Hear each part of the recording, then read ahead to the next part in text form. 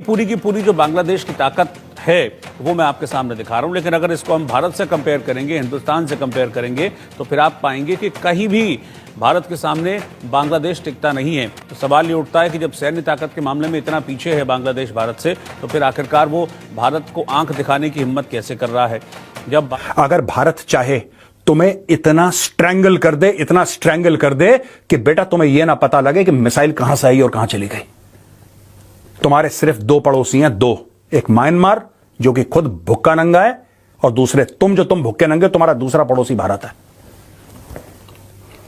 तुम्हारी पूरी इकोनॉमी भारत की वजह से चलती है। बांग्लादेश को देख लिया, जिसकी हम इस टाइम हम लोग खड़े होकर सड़कों पे मिसालें देते थे कि बहुत रैपिडली आगे जा रहा है, ग्रो कर रहा है, डेवलप हो रहा है। उसके रिलेशन थोड़े से खराब हुए हैं इंडिया के साथ, उसका असर पड़ा है। 6-7 माह में वो बांग्लादेश से समझ लें बांग्लादेश बन गया, और अगर यही सूरत हाल रही ना तो बांग्लादेश समझे बंद है। जो बांग्लादेश के मोहम्मद यूनुस साहब, उन्होंने भी ये कहा है कि जी उन्होंने बहुत से हालात को ठीक करना है, उन्होंने इकोनॉमी को ठीक करना है, और ऐसी ही कई बात। यानी जो बांग्लादेश के हालात सुधारने की वो बातें कर रहे हैं, वो सुनकर तो ऐसा ही लगता है कि सालों साल लग जाएंगे और उस वक्त तक इनकी गवर्नमेंट रहेगी। यानी वो एक एक बांग्लादेशी को मैं ये कहता हूं, ना इनको खाना खिलाओ, मैं कहता हूं ना इनका अस्पताल में इलाज करवाओ। और मैं मिनिस्ट्री ऑफ एक्सटर्नल अफेयर्स से ये रिक्वेस्ट करता हूं कि एक एक बांग्लादेशी का जो भी वीजा है कैंसिल करो, जो भारत में है 48 घंटे दो, निकल यहां से, वरना पड़ेगा मुंह पे तेरे। देखिए बांग्लादेश की बिजली कहाँ से आ रही है? मोस्टली इंडिया से आ रही है।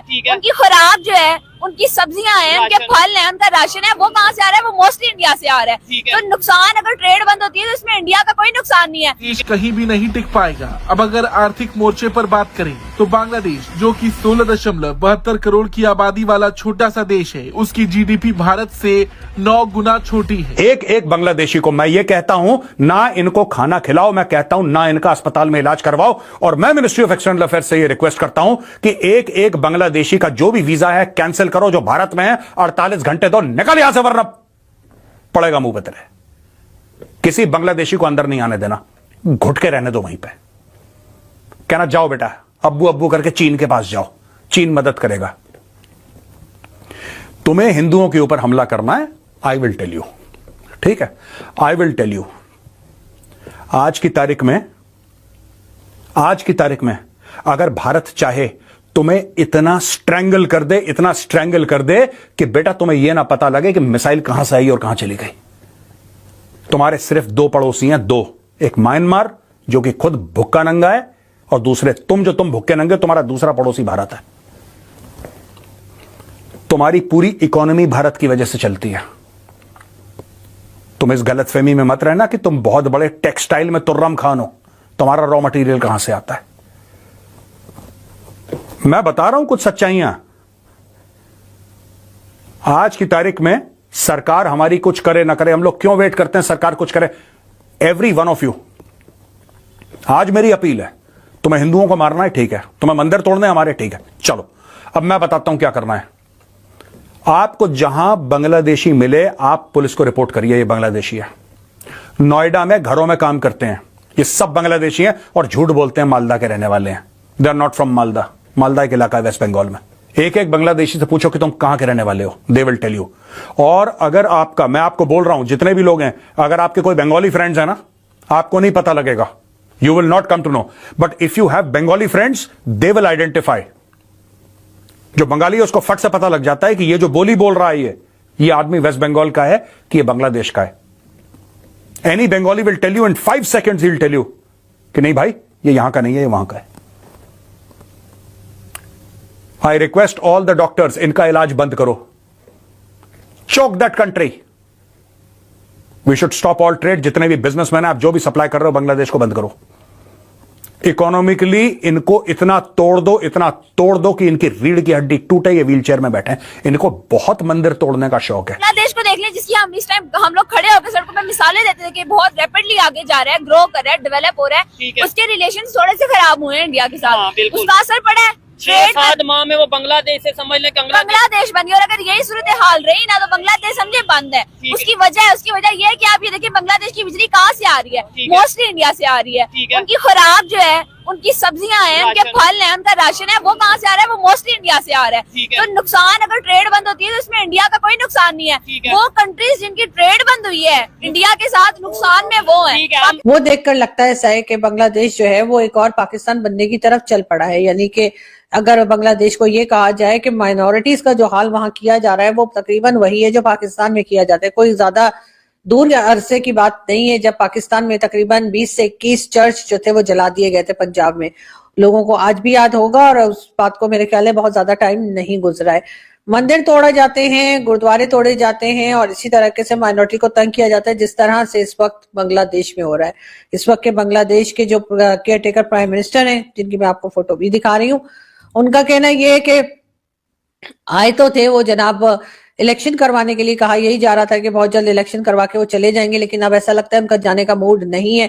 ये हरकत भी कोई पाकिस्तानियों जैसी ही वो कर रहे हैं। जैसे कि जनरल मोहम्मद ज़ियाउल हक जो आया था तो कहा यह जाता है, उसने कहा था कि 90 डेज में इलेक्शन करवाएगा, उसके बाद वो 11 साल नहीं गए। और यही हाल इस वक्त के केयर टेकर प्राइम मिनिस्टर का लग रहा है जो बांग्लादेश के हैं, मोहम्मद यूनुस साहब। उन्होंने भी ये कहा है कि जी उन्होंने बहुत से हालात को ठीक करना है, उन्होंने इकोनॉमी को ठीक करना है और ऐसी ही कई बात। यानी जो बांग्लादेश के हालात सुधारने की वो बातें कर रहे हैं वो सुनकर तो ऐसा ही लगता है कि सालों साल लग जाएंगे और उस वक्त तक इनकी गवर्नमेंट रहेगी। यानी वो अपनी गवर्नमेंट के पूरी तरीके से मदे उठाएंगे और उसके बाद ही जाएंगे। दूसरी तरफ भारत में बार बार ये बात की जा रही है कि जो बांग्लादेश में हिंदू फैमिलीज है उनकी मदद कैसे की जाए, क्या उनको भारत ले आया जाए या उनके लिए अलग से कोई जगह बनाई जाए। तो मैं ये जरूर कहूंगी जो इलीगल तौर पे बांग्लादेश से या कहीं से भी भारत में गए, जिसमें कि सीमा हैदर भी है, जिसका बड़ा शोर मचा था और कहा गया था कि जी पाकिस्तान से गई है सीमा हैदर, और अभी तक उसका कुछ अता पता नहीं है कि उसके बारे में भारत की गवर्नमेंट ने कुछ नहीं किया और उसको वो आराम सुकून से भारत में रहती चली जा रही है। तो अगर भारत की यही पॉलिसी है कि आपके यहाँ कोई भी लीगल तरीके से आए तो वो रह सकता है, बल्कि उसकी आवभगत होती है, तो फिर बताइए कि कौन जाएगा। और यही कुछ भारत में हो रहा है। लेकिन बहुत से लोग आवाज उठा रहे हैं, बहुत से लोग सोशल मीडिया पे बात कर रहे हैं भारत से, और उनका कहना ये है कि जी भारत में जो इलीगल तरीके से जो बांग्लादेश के लोग आए हैं उनको निकाल देना चाहिए और उसके बाद लीगल तरीके से जो हिंदू फैमिलीज हैं उनको भारत में ले आना चाहिए ताकि उनकी जानें बचें और वो हिफाजत से रहें। लेकिन बहुत से लोगों का ये भी कहना है अपना घर बार छोड़कर। दोस्तों मुझे उम्मीद है कि ये वीडियो आपको पसंद आया होगा। वीडियो पसंद आया तो प्लीज़ हमारे यूट्यूब चैनल सोच टाइम्स को जरूर सब्सक्राइब करें। अगर फेसबुक पे देख रहे हैं तो पेज को भी जरूर फॉलो करें। मैं आपको बता तो सोच टाइम के साथ आप लोग हर दिन एक खबर को देखेंगे। यहाँ पे आपको काफ़ी सारे अलग अलग टॉपिक को कवर किया जाता है, जहाँ पे हम पाकिस्तानी मीडिया रिएक्शन, अगर कोई भी इंडिया में घटना घटे उस पे हो या फिर यहाँ पे इंडिया में कोई घटना घटे तो उसके रिलेटेड भी वीडियो डालते हैं। उसी के साथ साथ हमारे इस चैनल पे आपको कई सारे शो देखने को मिलते हैं, जैसे सोच टाइम बुलेटिन, जहाँ पे पूरे दिन में कोई भी घटना घटता है तो उसको हम प्रॉपर आपको एक्सप्लेन करके समझाएंगे। और उसी के साथ साथ मैं आपको बता दूँ आपको यहाँ पे सोच टाइम शो देखने को मिलता है जो कि रोज़ आपको शाम को देखने को मिलेगा। उसी के साथ साथ आपको कई सारे जैसे हिस्टोरिकल टॉपिक हो या फिर हो यहाँ पे डेली का सैटरडे लेट नाइट शो, जहाँ पे सोशल मीडिया पे चलने वाले कोई भी ट्रेंडिंग टॉपिक के बारे में बात करेंगे। ये काफ़ी ज़्यादा हमारा जो चैनल है वाइब्रेंट होने वाला है, काफ़ी बेहतरीन आपके लिए एक ऑप्शन होगा। तो हमारे चैनल को एक बार जरूर विजिट करेगा। आप ये वीडियो यहाँ तक देख रहे हैं एक बार जरूर सोच टाइम को विजिट करें और सब्सक्राइब करें। इस चैनल को आप सब्सक्राइब करने के बाद मेरे हिसाब से और किसी भी चैनल को आपको सब्सक्राइब करने की जरूरत नहीं है, क्योंकि यहाँ पे आपको हर एक टॉपिक के रिलेटेड वीडियो देखने को मिल जाएगा। तो प्लीज सोच टाइम्स को जरूर सब्सक्राइब करें। दोस्तों अगर आपके भी घर में कोई किड्स है या फिर अगर आपको टॉय कार टॉय ट्रक का वीडियो देखना पसंद है तो मैं आपको बताऊंगा कि सोच टाइम्स ने अपना एक नया प्रोजेक्ट लॉन्च किया है, जहाँ पे हमने एक नया प्रोग्राम शुरू किया, एक नया चैनल शुरू किया जिसका नाम है TRC टॉय। यहाँ पे आपको बच्चों के रिलेटेड जो है यहाँ पे टॉय वीडियो देखने को मिलेगा। तो अगर आप इंटरेस्टेड हैं तो डिस्क्रिप्शन में लिंक है, जाके चैनल को सब्सक्राइब कर लीजिए।